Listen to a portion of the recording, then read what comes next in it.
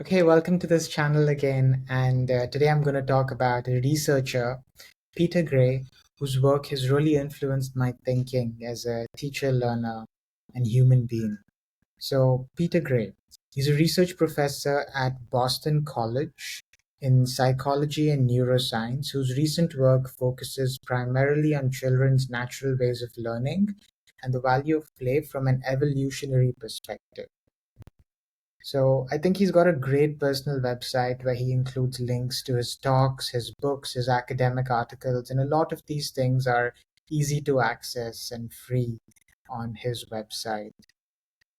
So here's a picture of him playing when he was a young person. His book, Freedom to Learn, is one of the most wonderful books that I've read in the space of education research. But I think even as a parent, as a human being, it really gets you curious about how you learn as little children and why play is such an important part of your growth as a human being. So let's learn a little bit about his research now.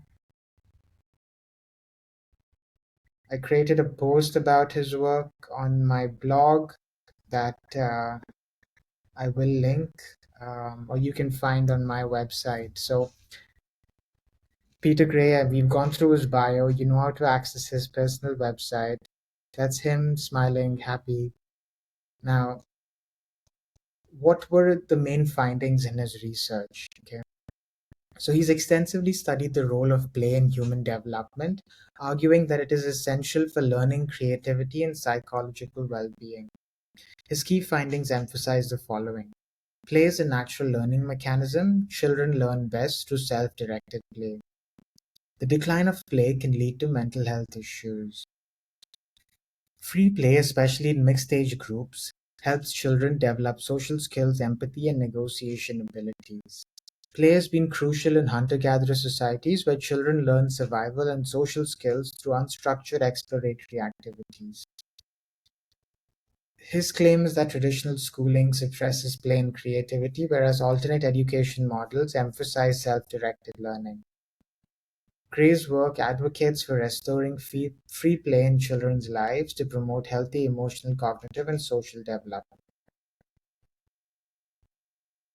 So his book makes a strong case for systems that prioritize curiosity, autonomy, and play-based learning. Now, to understand it in more detail, I think the social benefits of play is something he talks about a lot. Now, when we are in mixed age groups with friends and peers when we are younger, we often have these natural norms that we're trying to navigate. We create rules for games. We learn how to interact with each other when we have to support someone, when we have to, raise up a voice or say something that must be said in a group setting. So I think children learn a lot of these social skills in those sort of spaces.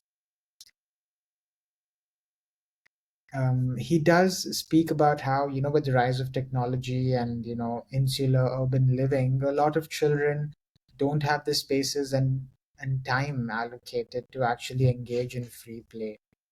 And that really affects their development.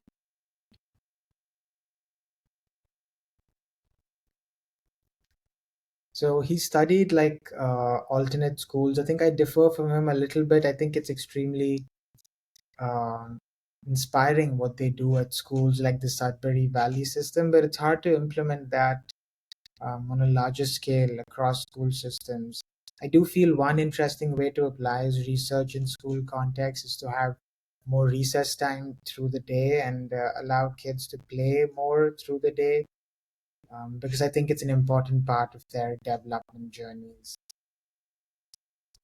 And it got me thinking about how school days are structured, right? You have 7 to 8 hours or 6 hours with two 10 to 15-minute breaks, or a little more sometimes, but and then a lunch break. I think children need more time outside. So, rather than having an entire academic day, you could divide that into sort of a more active day where they're playing outside and another day where they are studying, so a mix of both, and that's how I would apply his research. So I've linked a lot of his research papers and I will put this in the show notes as well. So thank you for listening, and until next time, keep learning.